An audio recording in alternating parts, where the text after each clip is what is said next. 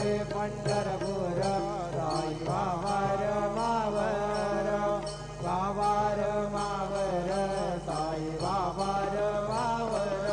शुद्ध भक्ती चंद्रभागा भाव पुंडलिक जागा पुंडलिक जागा भाव पुंडलिक जागा याहो याहो अवघे जन करू बाबासी वंदन साईसी वंदन करू बाबासी वंदन करू म्हणे बाबा साई नाव भाव माझे आई भाव माझे आई नाव भाव माझे आई घालील लटांगण बंदीन चरणा डोळ्यांनी पाहिन रूप तुझे प्रेमे आलिंगन आनंद पूजन भावे व वाढीन मने नाम त्वमेव माता च पिता त्वमेव त्वमेव बन्धुश्च सखा त्वमेव त्वमेव विद्या ग्रन्थमेव त्वमेव सर्वं मम देव देव कायेन वाचा मनसेन्द्रियैर्वा बुद्ध्यात्मना वा प्रकृतिस्वभावात् करोमि यज्ञं सकलं परस्मै नारायणायति समर्पयामि अच्युतं केशवं रामनारायणं कृष्णदामोदरं वासुदेवं श्रीधरं माधवं गोपिकावल्लभं जानकीनायकं रामचन्द्रं भजे हरे राम राम राम हरे हरे हरे कृष्ण कृष्ण कृष्ण हरे हरे श्री गुरुदेवा दत्त अनंता तुला ते कसे रे स्तवावे अनंता तुला ते कसे रे नमावे अनंता मुखाचा शिने शेष गाता नमस्कार साष्टांग श्री साईनाथा वरावे वनित पदा नित्य भावे पुरावे तरी भक्ती साठे स्वभावे करावे लगाता ऋणी मायताता नमस्कार साष्टांग श्री साईनाथा वसे जो सदा वया संत लीला तिथे लोका परिजो जनाला परिअंतरिज्ञान कैवल्यदाता नमस्कार साष्टांग श्री साईनाथा परालाजला जन्मवा मानवाचा करासार्थका साधने भूत साचा करो साई प्रेमा गळाया हंता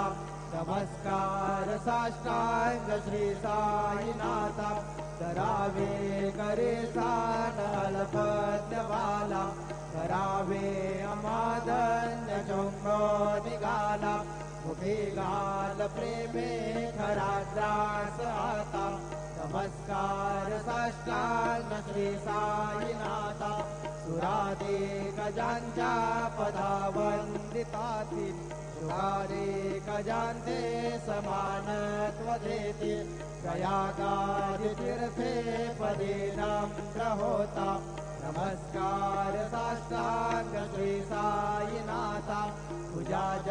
पदा पाहता गोपवादी सदा रंग देते स्वरूपे मिळाली परिरास क्रीडा समे कृष्णनाथा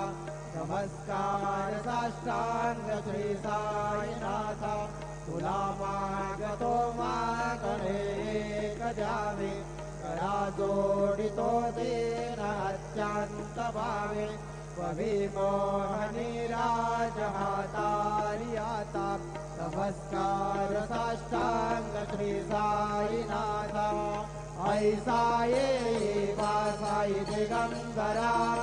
अक्षय रूपावतारा नरवहि व्यापक तो मुक्तिसारा अनुसया त्रिकुमारा बाबाये वा काशे स्नान जप प्रतिदिवसे कोल्हापुर वीक्षेसे निर्मल नदी तुंगा जलप्राशे निद्रा माहुर देशे ऐसा एवा तसे वाप करे त्रिशूल डमरुधारी भक्ता वरद सदा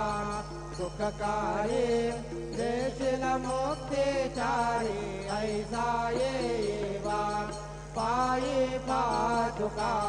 जपमाला कमंडलो मृगशाला धारण कर शिवा नाग जटा मुकुट शोभतो माता ऐसा येवा तत्पर तुझ्या ज्ञानी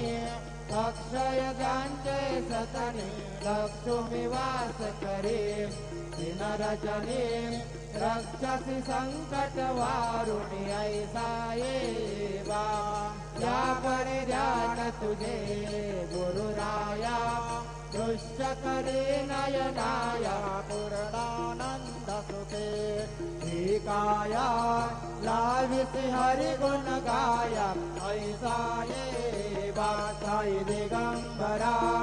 अक्षय रूपावतारा सर्वहि व्यापक दो हृदि सारा अनुसयाद्रि कुमारा भावायेवा सदा सस्वरूपं चिदानन्दकन्दं जगत्संभवस्थानुसंहारहेतुं स्वभक्ते च यामानुषं दर्शयन्तं नमामीश्वरं सद्गुरुं साईनाथं भवत्वान्तवेथवाङ्गमार्तण्डभेद्यं मनोवागतीतं मुनिर्ध्यानगम्यं जगद्व्यापकं निर्मलं निर्गुणत्वं नमामीश्वरं सद्गुरुं साईनाथं भवम्बोधिमग्नादितानां जनानां स्वपादाश्रितानां स्वभक्तिप्रियाणां समुद्धारणार्थं कलौ सम्भवन्तं नमामीश्वरं सद्गुरुं साईनाथं सदानिम्बवृक्षस्य मूलादिवासात् सुदास्राद्विरन्ते तमप्यप्रियन्तं तरुकल्पवृक्षादिकं साधयन्तं नमामीश्वरं सद्गुरुं साईनाथं सदा कल्पवृक्षस्य तस्यादिमूले भवद्भावबुद्ध्या सपर्याति सेवा दुराकुर्वतां मुक्तिप्रदन्तं नमामीश्वरं सद्गुरुं साईनाथं अनेकाश्रुतातर्कलीला विलासे समावेश्रुतेशानभास्वत्रभावम् अहं भावहीनं प्रसन्नात्मभावं नमामीश्वरं सद्गुरुं साईनाथं तथा विश्रमाराममेवाभिरामं सदा सज्जनैः नमस्ते जनामोदतं भक्तभद्रं प्रदन्तं नमामीश्वरं सद्गुरुं साईनाथं अजन्मार्थमेकं परब्रह्म साक्षात् स्वयं सम्भवं राममेवावतीर्णं भवद्दर्शनासं पुनीतो प्रभोऽहं नमामीश्वरं सद्गुरुं साईनाथं श्रीसाईश कृपानिधे किल नृणां सर्वार्थसिद्धिप्रदं यशवत्पादरजप्रभावमतुलं धाता विभक्त्याशमः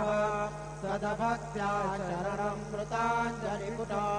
सम्प्रापितोऽस्मि प्रभो श्रीमत्साई परेशपादकमलान् नान्यच्छरण्यं मम साई रूपगणागोत्तम भक्तकामविभुतध्रुवं प्रभो वाययोपहतनित्यशुद्धये चिन्तयाम्यहमर्निशं मुदा शरस्रुतांशुं प्रतिमं प्रकाश कृपादभद्रं तव साईनाथ त्वदीयपादार्जसमाश्रितानां स्वच्छाययातापमपाकरोतु उपासनादेव साईनाथ तवैर्ययोपासनिनास्तु तस्वं रमेन्वनोम्ये तव पादयुग्मे गङ्गो यथाब्जे मकरन्दलुब्धः अनेक जन्मार्जित पाप संशयो भवेत् भवत्पाद सरोज दर्शनात् क्षमस्व सर्वान् अपराध पुञ्जकान् प्रसीद साई सद्गुरो दयानिधे श्री साईनाथ चरणामृत बोध चित्तास्तत्पाद सेवनरता सततङ्क्षवक्त्या संसार जन्य दुरितोत्तमनिर्गतासे कैवल्यधाम परमं समवाप्नुवन्ति श्रोत्रमेतत्पठेत् भक्त्या यो नरस्तं मनः सदा सद्गुरु साईनाथस्य कृपापात्रं भवेत् ध्रुवं रुसो मम प्रियाम्बिका मधवरी पिता हि रुसो मम प्रियाङ्गना प्रियसुतात्मजा हि रुसो भगिनी बन्धु हि श्वशुरसासुबायि रुसो दत्त गुरु साई मा मसवरे कधी रुसो न सुनबाई त्या मजन भ्रातृजाया कुसो न प्रिय सोयरे प्रिय सगे जनाति कुसो सुहृदना सखा सजनना बंधु कुसो परेर गुरु साई मा बसवरे कधी कुसो न भला मूले तरुण वृद्धहीना कुसो न गुरु दाकुटे भजन चोरसाने कुसो न चपले गुरे सुजन साधुहीना कुसो परेर गुरु साई मा बसवरे कधी रुसो चतुर तत्त्वविद् विबुध प्राज्ञानी रुसो हि विदुषी प्रिया कुशल पंडिता हि रुसो महीपति यदि भजत तापसी हि रुसो दत्त गुरु साई मा बसवरे कधी रुसो कवि ऋषि मुनि अनथ सिद्ध योगी रुसो हि गृह देवता निकुल ग्राम देवी रुसो खल पिशाच हि मलिन डाकिनी रुसो दत्त गुरु साई मा बसवरे कधी रुसो मृग खगा क्रमे अखिल जीव जन्तु रुसो विटप प्रसरा अचल आपगावि रुसो कपवनान्निवार अवनि पञ्चतत्त्वे रुसो दत्त गुरु साई मा बसवरे कधी रुसो विमल किन्नरा अमल यक्षिणी रुसो शशि कदाधि गगनि तारकायि रुसो अमर राजहि अदय धर्म राजा रुसो दत्त गुरु साई मा बसवरी कधी रुसो मन सरस्वती सफल चेतते हि रुसो वपुरिषा किला कठिन कालतो हि रुसो सकल विश्व हि मयितु ब्रह्म गोलां रुसो दत्त गुरु साई मा बसवरे कधी रुसो विमोढ मनुनी हसो मजन मसराहि रसो पदाभिरुचि उल्लसो जनन जरदमे नाफसो न दुर्गधृति साधसो अशिव भावमागे खसो प्रपञ्च मन हे रुसो क्रोड विराक्ति चिचिट असो गुणाची ही घृणा नसो न च स्पृहा कशाची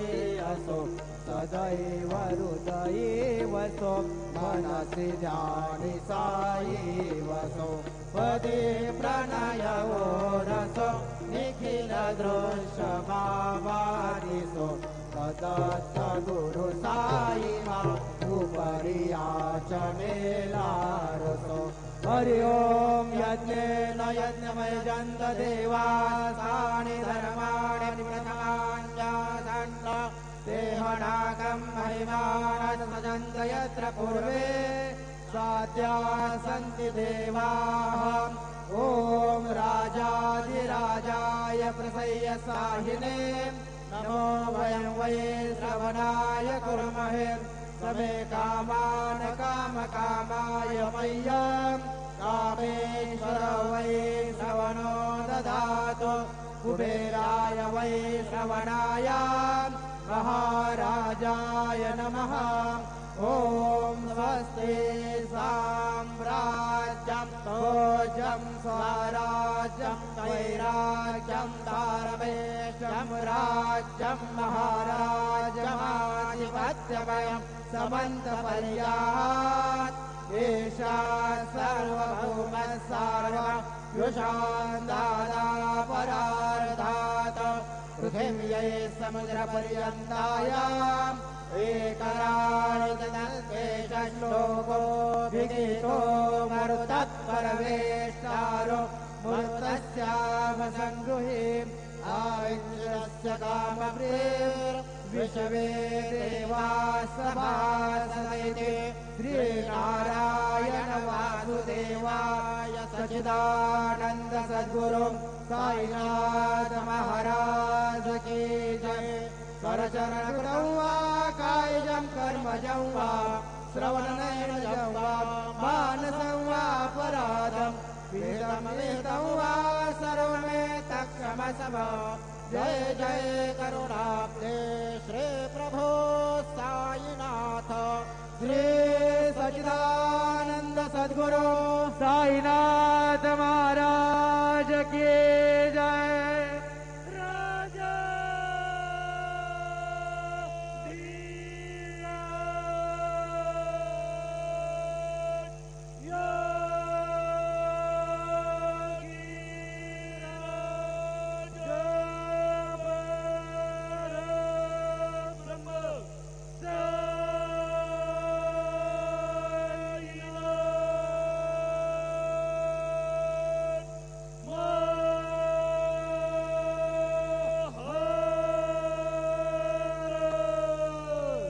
श्री